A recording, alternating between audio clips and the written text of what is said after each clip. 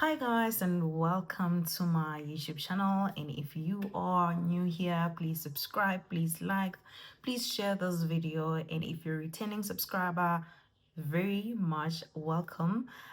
Today I'll be recording a video on payday routine, my payday routine, and of course I'll be sharing some tips that allow me to be successful in my payday routine and why I do a payday routine. Okay, so I have my notes, so don't be surprised when I'm looking because I put up some notes, right? So a payday routine is process or a structured money management process that you do few days before your payday. This is just to ensure that when money comes in, you already have a plan of how you're going to actually manage it or how you're going to spend it, right? So I like this saying, I think it's there in the personal finance world, that says budgeting is a tool that allows you to tell your money where to go instead of you wondering where it went. So payday routine actually goes a step further, because a payday routine starts with you reviewing your banking statement, and then based on your findings on your banking statement for the previous month, then you kind of put an execution plan for that following month. And that means that it's the execution plan of the money that's about to come in, because you do it few days before the money for the next month comes in. For an example, I was doing a payday routine for February, and I did it on the 22nd of January, and the money came in, I think, on the 24th, which was Friday. And that means when it comes in on the 24th, I've already reviewed my statement for the full month of January to see what was amiss, to see what's not aligned, to see what needs to be improved, to see what went well. And then after that, when the money comes in on the 24th of February, I'd already created a structure for how my money is supposed to serve me for the rest of February. Okay, so that's what payday routine is, and I do it every month. Some month it's a little bit a quick. Some month it's a full on sit down, especially this one, because it's payday routine for February coming into January. January, it's a little bit unstabilized for me because December, it's a high spending month for us, and therefore in January I'm still setting myself, resetting myself to going back into the frugality that I am, and understanding that, hey, not everything is December, we need to slow down on our spending. And most of the time, month end of January, I would have already gotten the grip and now ready to execute my goals, to start putting structures in place on how the year it's supposed to be, and have settled the January, anxiousness. Okay, so that's what payday is, and that's how I go about it. But one thing that I actually do when it comes to how I review things, as in like from the previous month, and how I prepare for the month, is that when the pay slip comes in, a few days before your payday, I actually review my pay slip all the time. As soon as it comes in, I check it out. And it's simple because, I check my take home, and if it's still the same, then, I relax. And this seems like it's a no-brainer thing. However, at some point I did find that there was something amiss with my payslip, and I called my HR and asked them, what's happening, and there was 500 rand missing, and they did say there was a mistake. You must remember that even the way you get paid, although majority of the process is systemized, there's still human intervention there, and things can go wrong. Hence, it's important for you to review your pay slip. And I got to get my 500 when the money actually comes in, because they made the amendment. Okay, so that's just how payday routine works. So what I did is that I looked into my fixed expenses, which normally gets debited, looking at them from the pay slip, from the statement of January, looking into how much it was and writing it down. I use manual, I use pen and a paper, writing it down and writing the amount, and then write my variable expenses as well, which is then maybe my electricity, things that I have to pay manually, right? Because when the money comes in, what happens is the debit order will go off.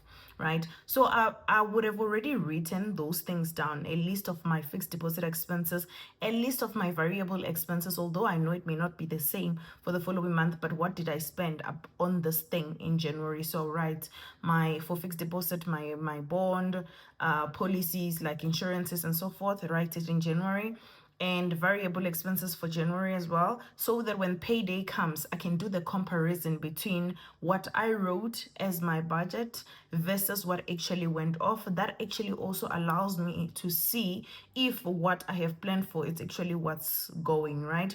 So that's what I do. Another opportunity that I found when I was doing this is that every year insurances goes up, especially car insurance goes up, and it goes up by a huge chunk. I remember at some point it went up by 30%. And if you don't review your statement and check, you will never really like consciously see that there's something that has changed. You will only see the consequences or the after effect when things don't, kwakwana, and then you will then wonder where your money went, which is what we are trying to avoid through doing the payday routine. So my insurances went high, and then this is an opportunity to negotiate, and not to negotiate like in a disrespectful way, no, to reasonably negotiate your rate. If you know that you've not gotten into an accident in the last 3 years, if you know that you're a good driver, if you know that your license is old, if you know that you're staying in a relatively safer in location, you can call an insurance and ask them to actually keep the rate that you had in the previous year, because you've gotten better in your driving. That means your risk is actually lower because you pay for the risk, right? The higher you have a probability of claiming, the more they charge you. So you need to understand what it is that they charge based on, and try to figure out where you are, if you're getting better or if your situation has worsened, and then that's what you use to negotiate. What happens with insurances most of the time is that they take advantage of those people who don't negotiate at all. Imagine your insurance has increased by 30%. That means that there is majority, possibly 90% of people or 95% of people are not going to negotiate. They're just going to take the increase as it is because it happens annually. Therefore, they think, well, it's happening for me, it's happening for everyone else, therefore I'm not going to negotiate. So they bet on the 95% that will not negotiate to make their money. So when you negotiate, most of the time they're just going to give you what you're asking for without hesitation or giving you trouble, simply because it costs them more to get a new client than it is to keep someone who's already in the system, because from you they've gotten money already. So it's important to keep you, and you don't need registration, you don't need, you're already in the system, so they want to keep you as well. And if they're giving you like a one word answer, like no, we can negotiate, go and get a quotation somewhere else, making sure that you match the cover, because sometimes people can compromise the cover so that they can reduce the cost, so you can move from one insurance to another. So make sure that it's word for word, coverage per coverage, and you do a quotation so that you can challenge your current insurer and say, hey, look what other people are doing for me, and I haven't even been with them, and this is what they're offering me, and I'm looking to leave and go for them. And don't be afraid to leave, guys, because trust me, there's no loyalty here. It's business. They're getting money from you, you are getting the service, and you feel like you're paying more for the services that you should be paying less for. It's very important to consider that. So that's just one point in passing that actually happens during payday, especially because it's January. When it's January, that's where you kind of find an opportunity to negotiate for car insurance, because they increase year on year, right? So personally for me, my finances are boring. My finances have gotten so boring because I systemized everything. I am a person who actually strongly believe in putting processes that enable me to be successful. I feel like if you rely so much on your intervention month on month, then the months where you're not feeling okay are probably going to be heavily dependent on your emotions. For an example, if I don't feel like saving in March because for whatever it is, my emotions are not stable, therefore I won't save, and that means that I am far away from my goals that I've set for myself. So I put automations in place to making sure that whatever it is that I said I'm gonna do in January, I know for sure that I will execute it in December, to minimize the potential of depending on my feelings and my emotions during the year.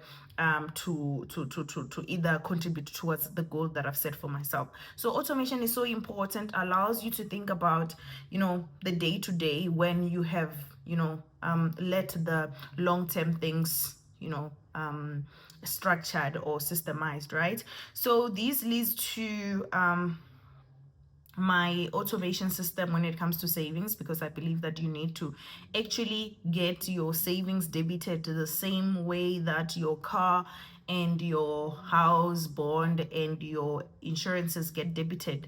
And then you're left with things that you have to do manually, like paying for water, paying for electricity if it doesn't get debited, and maybe fuel money and food money. At least for me, that's the money that I'm left for day after payday. I'm left with my own pocket money, I'm left with fuel money, electricity money, food money, and that's it. The rest of the money, my savings, my investment, the credits, it's gone on the day of the payday. So first thing, before I go into my savings, I mentioned pocket money. It's very important that when you set up your goals, when you set up your budget, you actually include your pocket money. And the reason I say this is because sometimes we overestimate how much we want to save, and then you realize throughout the month that you're punishing yourself. You don't even have money for ice cream, you don't have money to go out with friends. And if you can't nourish the body, if you can't look after yourself, if you can't go do nails, if you can't, because you're trying to stretch yourself too much on savings, you're gonna hate the journey. So it's very important that you put realistic amount for yourself, so that it can be your own pocket money, that you can do hair, you can do nails, you can buy nice perfumes, but at least a reasonable amount.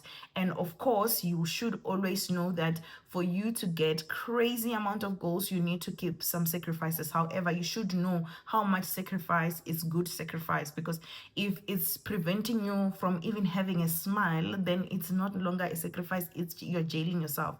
So I have a pocket money for myself, and the beauty about pocket money is that when it's finished, it's finished, and then you're gonna be broke like everyone else. But the beauty about that kind of broke is that you have already saved. So I have debit order that goes off into easy equities, and on that debit order for my savings, it goes into easy equities, and it's specifically for my USD ETF. It's at Vanguard VOO. That's a ticker symbol VOO, Vanguard S&P 500, right? So these ETF is an ETF that I also have on my tax-free savings account. However, because on my tax-free savings account, I am limited to 36,000, and that 36,000 is mostly distributed throughout all my tax-free savings account, all my ETFs. So I wanted to do more on the S&P 500. And I think the key differentiator that gives me comfort and the thought that I'm not over diversifying is that the one I have on my tax-free savings account is the information technology, and the one that I have on the USD account is just the S&P 500, right? So I put money there, it gets debited on the day of my payday. I also put money on my RSA government retail bonds, right? I put money there, it gets debited. I put 2,000 rand, and there's a reason why I'm telling you the amount there and I didn't tell you the amount on easy equity part. So I put 2,000 rand there. And the reason why I started this when I was 30, right? I thought to myself, sometimes we think that it takes long or it takes forever to accumulate certain amount of funds, but for me, I think it's a matter of consistency. So I wanted to have like a 10-year plan for myself, where I put money that is not too crazy, but at the same time it can be tangible in a long run, including compound interest. So I put 2,000 rand on a fund called Top Up Account. I can talk about government retail bonds on a separate video on how they work.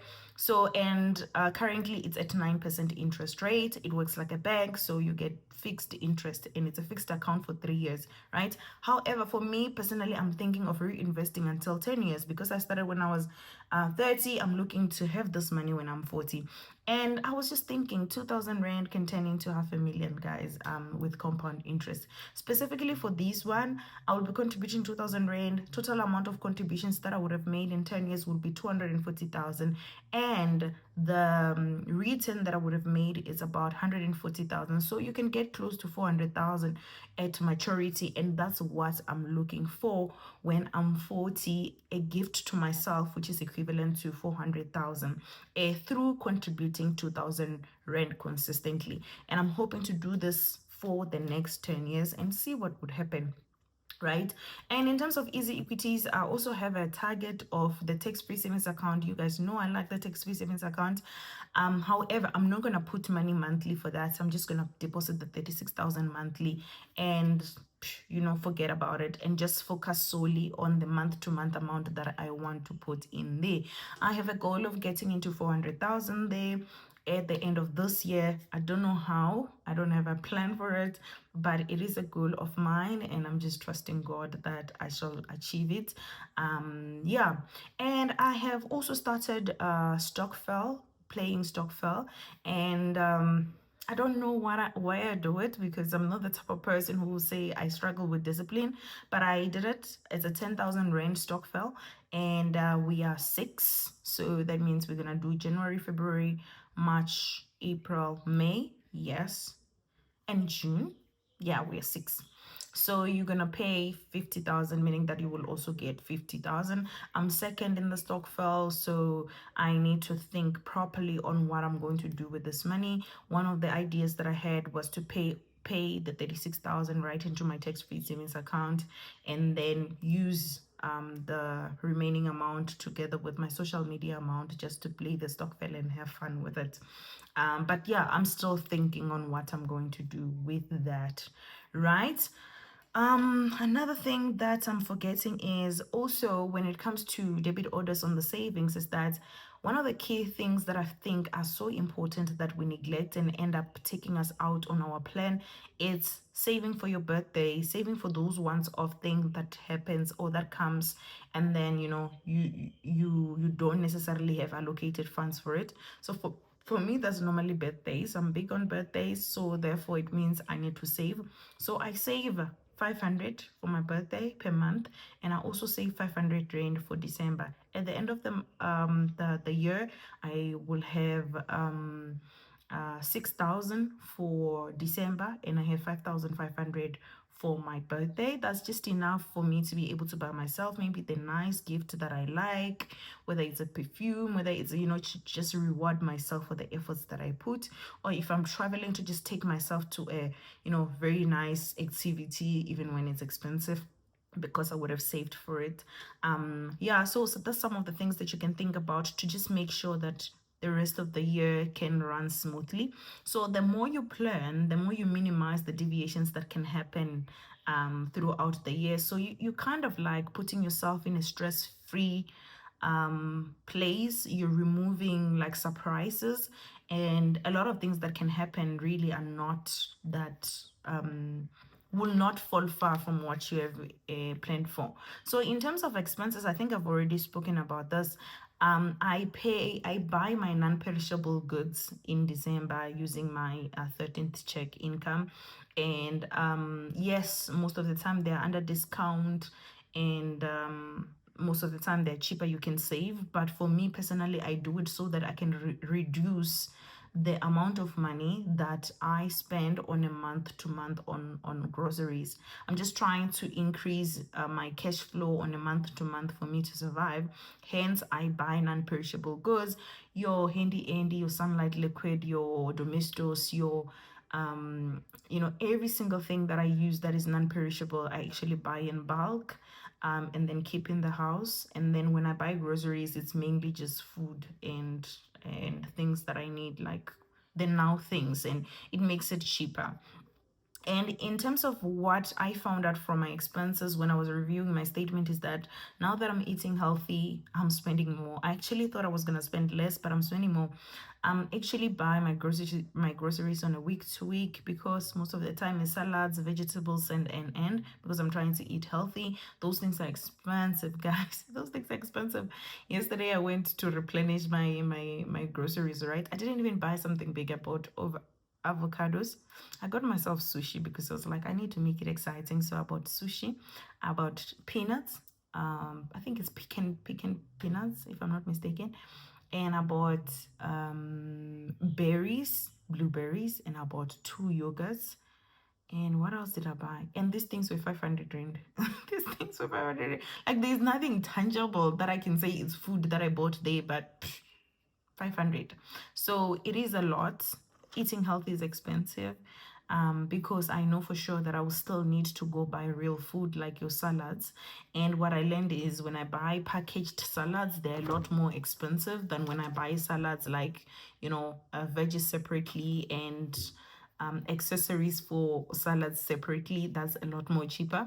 Anyway, this video is becoming too long, but yeah, well, my health lifestyle is costing me, and it's something that I will not change, because even for February I'm thinking that I'm gonna do the same, just so I can, keep up with the healthy living. And what I will just do is just to make sure that I accommodate February food budget, considering the lessons I got in January.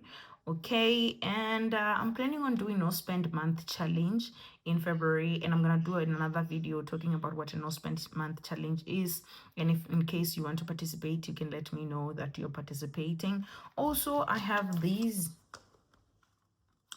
those trackers. In case you're interested in them, you can let me know so I can send them to you. It makes the whole journey, a little bit more fun, tracking and knowing that you're on track when it comes to your goals. Bye bye, guys. If you have watched until here, let me know. Actually, let's do a competition, because I've always been looking to do a competition, and we can do it here because a lot of people have fallen off the wagon. So if you've watched until here, just tell me, send me a message on the comments, and then I'm gonna send you a 200 rand, either a voucher for food or a voucher from like Game or Macro or Checkers, just so you can compensate yourself from the groceries as you prepare for your year. And all the best. I hope you are the one who's gonna get it, because the patience to watch a 20 minutes video is just too much. And yeah, I'm going to gift a lot more this year. To be honest, that's just my hope